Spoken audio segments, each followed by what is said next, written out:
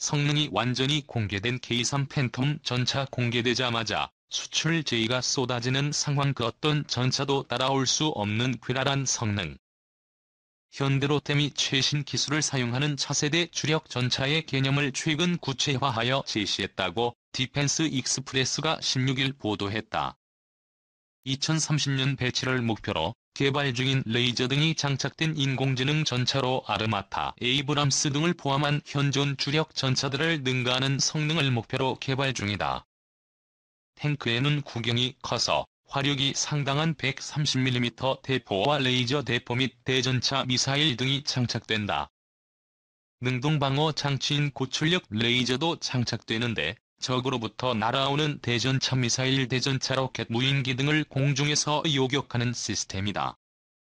기사에는 언급되지 않았지만 전열화학 포도 전기 에너지를 발생시킨 플라즈마를 이용하여 화약의 추진력을 상승시켜 방호력이 뛰어난 3.5세대 적전차를 파괴하는 무기로 장착이 예상된다.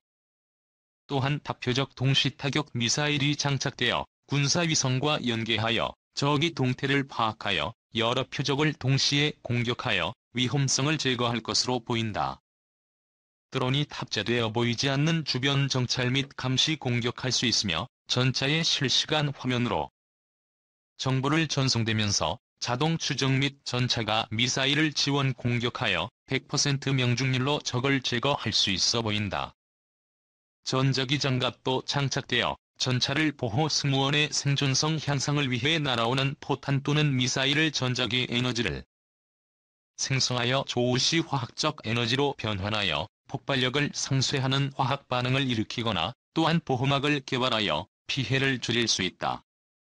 지금 연구 중이라 10년 후 모습을 기대해보면 좋을 듯하다. 스텔스 전차로 변신이 가능하며 적의 레이더에 탐지가 안되도록 설계 가능하다. K3 흑표전차가 실전 배치되면 전차 강국 미국, 독일, 러시아 등을 뛰어넘는 최강 전차 강국이 예상된다. 최신 탱크의 승무원은 운전사, 사수 및 지휘관 등 3명으로 구성된다. 개발자는 차세대 주력 전차 기능을 살리기 위해 선체 중앙의 전면에 운전석이 있고 선체 후면에 미래지향적인 포탑이 있는 현대식 탱크의 전통적인 레이아웃을 선택했다. 한국 차세대 주력 전차는 폴란드 탱크 P101과 유사하며 그 기초 개념은 2013년에 먼저 제시되었다.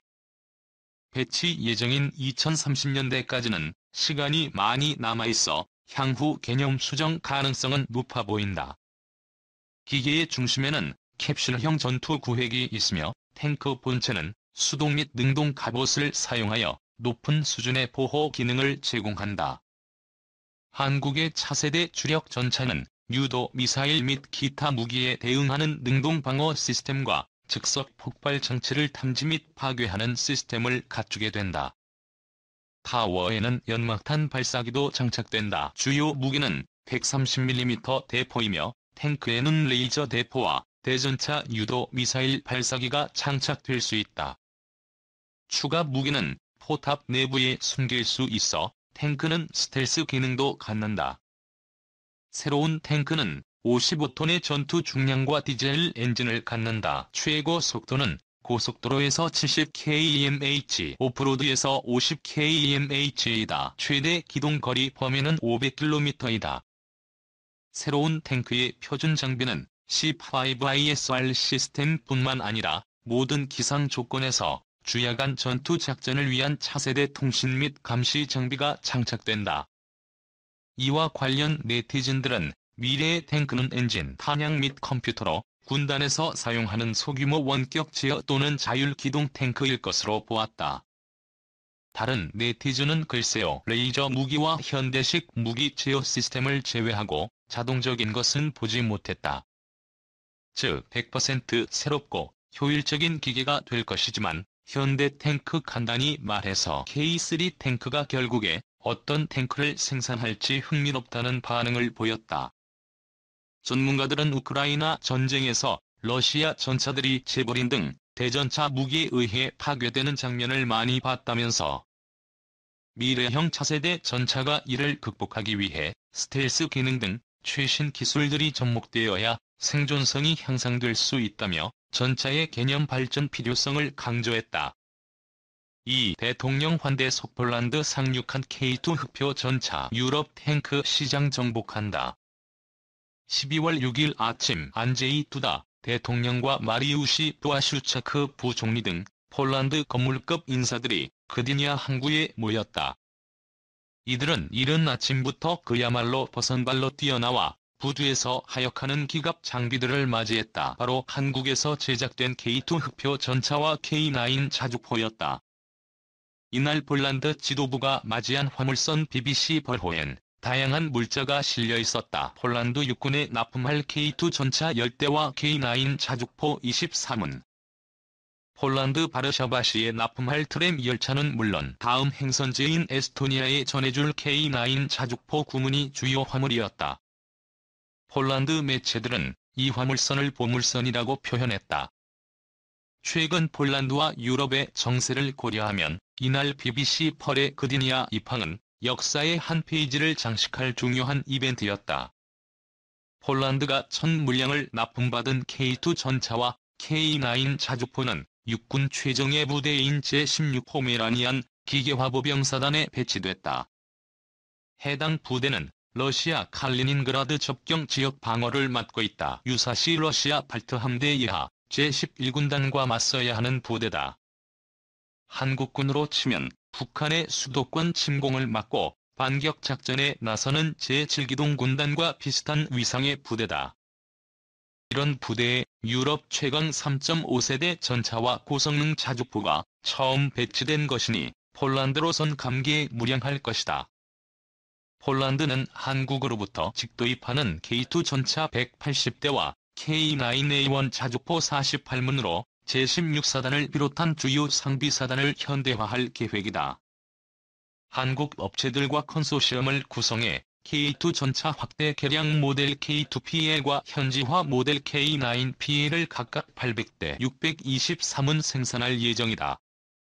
이 사업을 총괄하는 폴란드 국영방산기업 PGZ그룹의 세바스찬 흐바웩 회장은 현지에서 생산한 전차와 자주포를 폴란드군에 납품하는 것은 물론 유럽 전역에 판매하겠다는 야심찬 포부를 여러 차례 밝혔다. 폴란드는 냉전 시절 주력 전차와 장갑차, 화포, 항공기를 자체 생산한 기술, 산업 강국이었다. 탈냉전 시대에도 고유 모델의 전차와 장갑차, 자주포 등을 내놓으며 방위산업을 유지했다. 다만 군비 축소 시대에 급격히 쪼그라든 무기 시장에서 첨단 기술을 앞세운 서유럽 선진국 거대 방산 기업들의 상대가 될 수 없었다.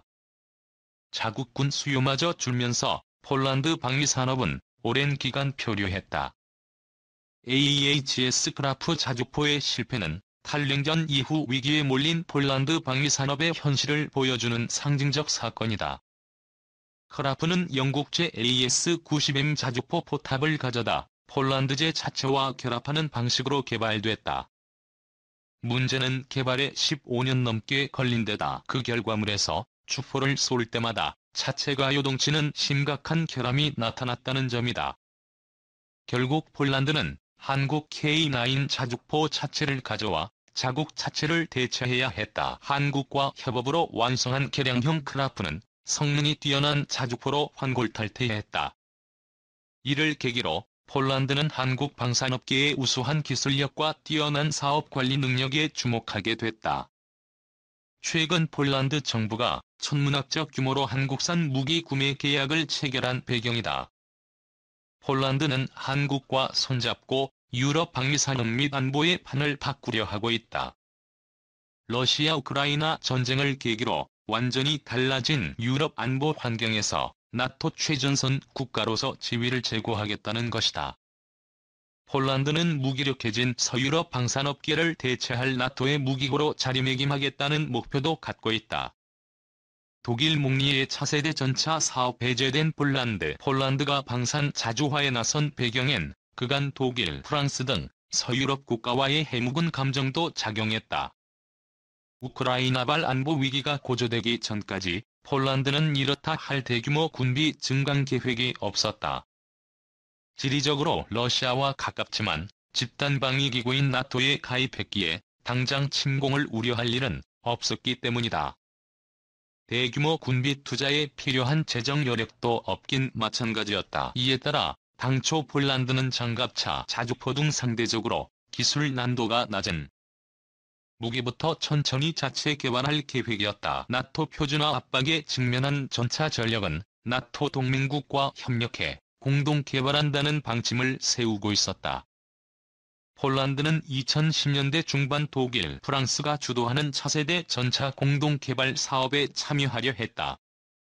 폴란드의 전차 수요는 독일, 프랑스군을 합친 것보다 규모가 크다. 결국 사업 주도권을 빼앗길 것을 우려한 독일의 비토로 폴란드의 MGCS 참여는 무의에 그쳤다. 폴란드가 대안으로 고려한 전차는 미국 M1A2였다. M1A2는 내수용과 수출용의 성능 격차가 대단히 커서 폴란드군이 요구한 작전 성능을 충족하지 못했다. 미군용 M1A2는 전차 포탄과 장갑제에 열화우라늄을 사용해 공격력과 방어력 면에서 최강이다. 반면 수출용 M1A2는 텅스텐 포탄과 일반 복합 장갑제를 사용한 탓에 러시아제 최신 전차인 T-14 아르마타에 맞설 수 없다. 이런 와중에 러시아-우크라이나 전쟁이 터졌다. 폴란드는 미국과 나토의 압박에 못 이겨 자국 T-72 전차를 우크라이나에 공여했다. 전력 공백을 급히 메워야 한다는 불안감이 폴란드 조야에서 높아졌다. 폴란드는 납품이 빠르고 기술 이전을 통한 현지 생산이 가능하며 러시아 T-14에 맞설 만한 성능을 갖춘 전차가 필요했다. 유일한 대안이 한국 K2 흑표 전차였다. 현대로템은 2010년대 중반부터 폴란드 사정을 정확히 파악하고 현지 PGZ 그룹을 중심으로 K2 전차 판촉에 나섰다. 폴란드 성인 남성의 체구가 한국인보다 크다는 점에 착안해 보기륜을 하나 더 늘리고 차체와 포탑을 확대한 현지화 버전도 제안했다.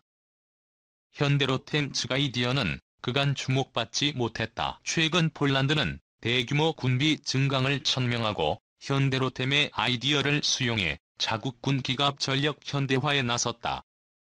K2PL로 명명한 현지화 버전을 최소 800대 이상 구매할 예정이다. 아직 K2PL 개발 계약을 체결하기 전임에도 규모 경제를 키워 생산 및 유지 비용을 낮추고자 이웃 동유럽 국가의 K2 전차 홍보에 나섰다. 폴란드가 K2PL 수출에 이처럼 적극적 태도를 보이는 이유는 무엇일까? 우선 규모가 엄청난 나토 수출 시장을 노린 포석으로 읽힌다. 영국 방산 전문지 제임스는 유럽연합 산하 유럽 방위청 보고서를 바탕으로 나토 회원국의 전차 구매 소요가 2025에서 2035년 500에서 800대, 2035년 이후 5,000에서 8,000대에 달한다고 예상했다. 러시아-우크라이나 전쟁 후 군비 증강 도미노 현상이 일어나면서 유럽의 세계 최대 규모 전차 시장이 형성되고 있다. 당장 동유럽 나라들만 봐도 옛 소련 시절 도입한 구형 전차를 우크라이나군에 양도하거나 폐기하고 신형 전차 구매를 추진하고 있다. 10월 국방장관이 한국을 찾아 K2 전차에 관심을 표한 루마니아만 해도 구형 전차 대체 물량이 400대가 넘는다. 불가리아, 슬로베니아, 크로아티아, 북마케도니아 등 노후 전차를 양도, 폐기한 동유럽 국가들의 소요는 900대 이상이다. 신형 전차 도입에 나선 국가는 동유럽에 국한되지 않는다. 이탈리아는 2025년부터 약 200대의 C1 아리에테를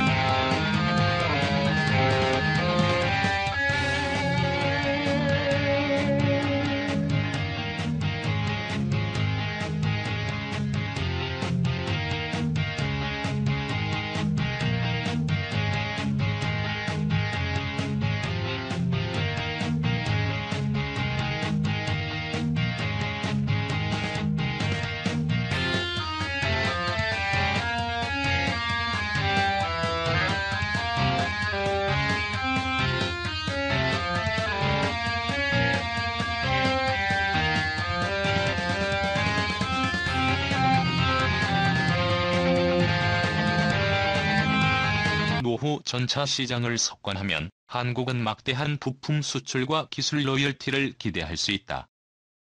최근 K2PL의 유럽 수출 전망은 밝아 보인다. 강력한 경쟁 상대인 독일, 프랑스의 MGCS는 참여 업체들 간 밥그릇 싸움으로 개발이 장기간 표류하고 있다.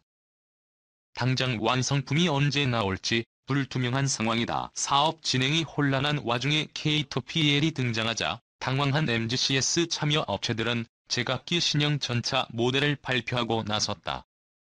프랑스 넥스터 시스템스와 독일 크라우스 마페이 베그만이 공동 개발한 EMBT 모델은 괴한 형상의 기존 기술을 짜깁기 한 전차라는 비판을 받고 있다.